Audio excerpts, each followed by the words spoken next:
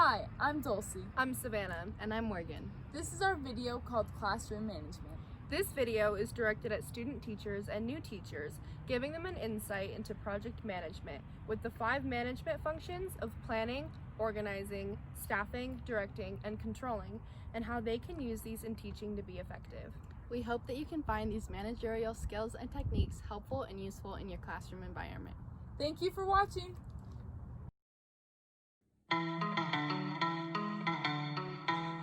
I think planning is probably the most important function of teaching, just because in any class that you go into, you need to know, are you teaching to the standard, which is probably the guiding principle in any class. So as long as you're hitting that standard, you've got to start with, when I plan, I start with that standard and then say, okay, how do I want the kids, what do I want them to get out of today? To where they're on track to hit that standard.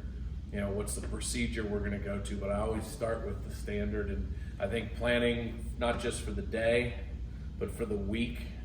So like I use this is my daily lesson plan.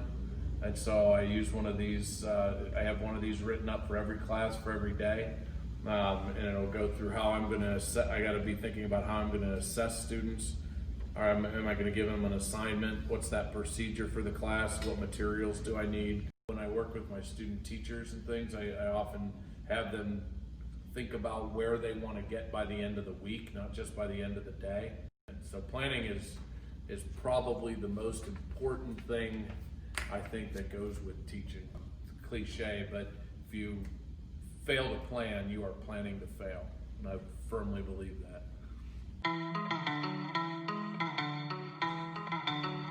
One of the rules I like to follow is every day I like to have a little bit of speaking, a little bit of writing, and a little bit of collaboration, because I can find myself speaking the whole period, and that's not good. Without organization, it becomes just a cluster, and students want to know what they're supposed to be doing. I really want to know what students are supposed to be doing, so I like to structure out my time and organize, like, okay, we're going to spend 5 minutes on our warm-ups, and then I'm going to spend 10 minutes on a mini lesson, teaching the students on what they're supposed to be accomplishing and answering questions, and then from there give students about half the class period to be able to actually do their work.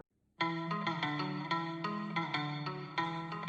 like to have 2 student aides per class period. One, typically it helps with the organization of what's going on, so they organize assignments, for handing out and the grading, and then I have another student aide for helping students, a mentor, so they've had the class before. I'm a big advocate of mentors and aides. In your classroom, you run it like a corporation, top down. So if mentors come in and they can get the data up, they can put the quotes up, they can even put the objectives up. That's very fine. Teachers think that that's sacrilegious. Oh, they can't touch the board. Why not? Most teachers are burned out. They're exhausted. And so the products sometimes suck. I mean, let's be honest. So kids are bored because they don't have time to put into their craft. So if you can have someone take care of, like a management team, take care of all these things, and your room looks sharp and things on the board are, objectives are laid out, and then you have cool agenda points of where you're going. If you get a mentor and you can guide them through how you want that done, then I put all my time and effort into the teaching lesson, and it makes all the difference. A teacher can really manage and see this like a company, top down, then the product and the overall customer service goes through the roof. And I don't know why it's not mandatory that student teachers have an aide, because they're not trained how to use one. So I like to tell new teachers, come here, get an aide. Here's what they're gonna do. Especially if you know your personality, and I'm not very A-type, I'll get a mentor who's very A-type. That girl can have the whole class super organized, and then my talents come in, and it's just like a win-win.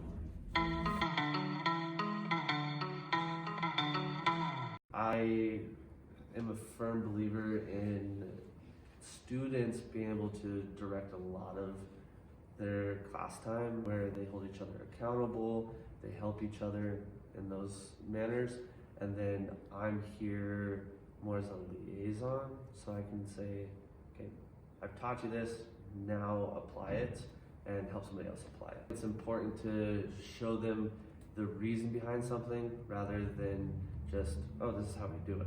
If they actually see an application to it outside of school, they're more willing to do so. If you have a great plan, but you don't direct it well or you don't manage it well as a teacher, I've seen that a lot.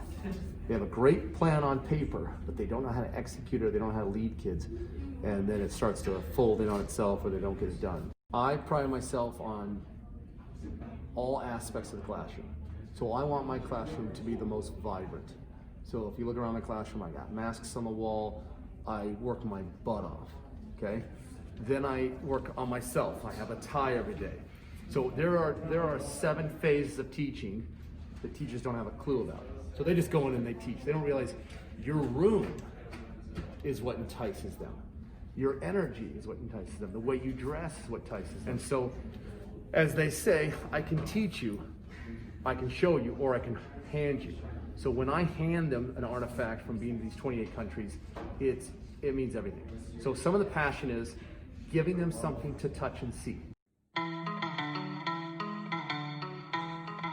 I think the teachers that kind of are like real flexible on little things will add up, and suddenly they're dealing with big issues. But if they know you're kind of a jerk about something really little, they just don't really press you on bigger things. I think that helps control the I have a room. rule that's called 3 before me.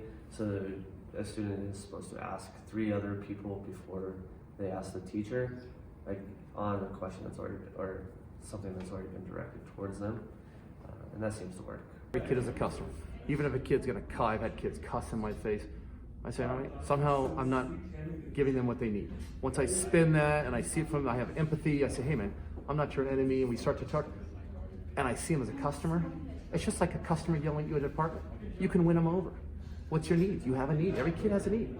So Maslow's need of interest, food, water, all, as you go through all these, everyone has a need. Once you trigger what that kid's need is and you fulfill it, they'll walk on lava. Once I got a kid, they'll come in every day and do like you got them hooked. So the relationship building is critical, but it's not relationship building. Teachers will go, oh, you gotta get a relationship. It's connection. I come in with a room packed. I have a tie every day. Like I'm clicking at a high level so that I can meet your needs and whatever you need, whatever you're coming at me with, I can have that available. Can I get an amen?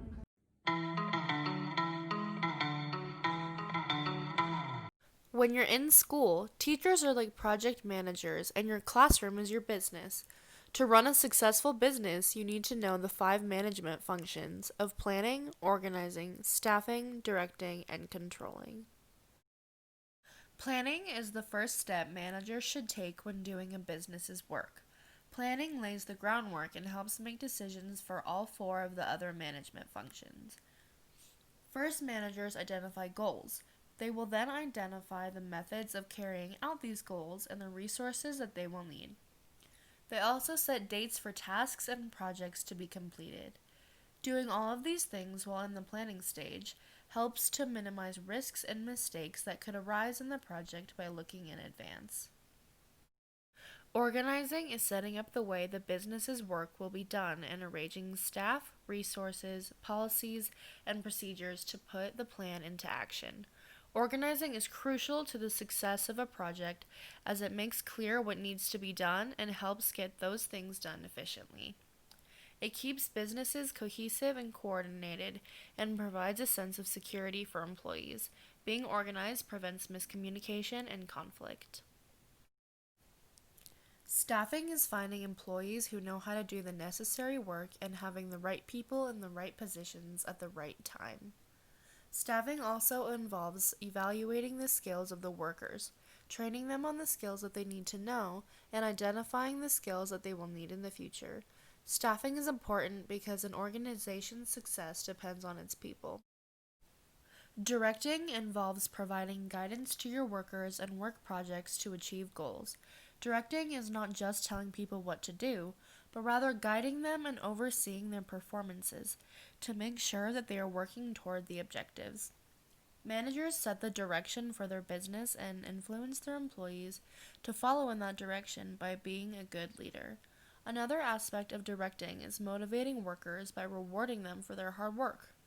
Directing helps maintain good energy and performance throughout projects.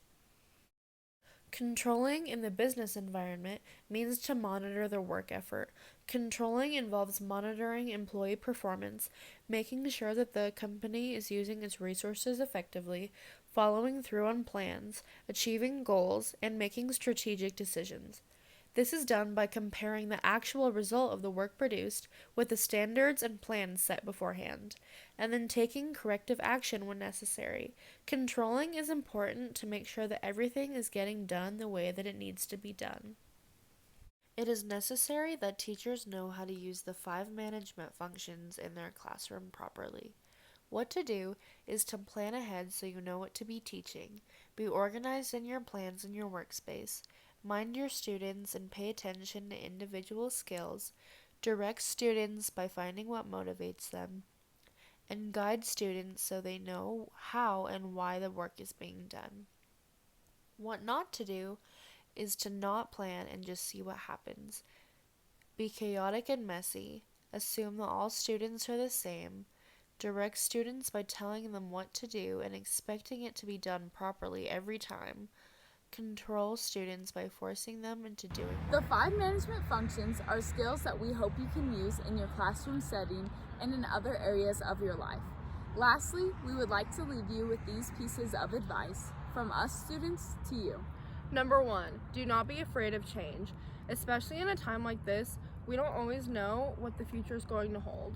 What we can do is take things how they are and make the best of every situation. And number 2, always be prepared to learn. Even as a teacher, learning never stops. Have an open mind and an open heart. We wish you the best of luck in your teaching career.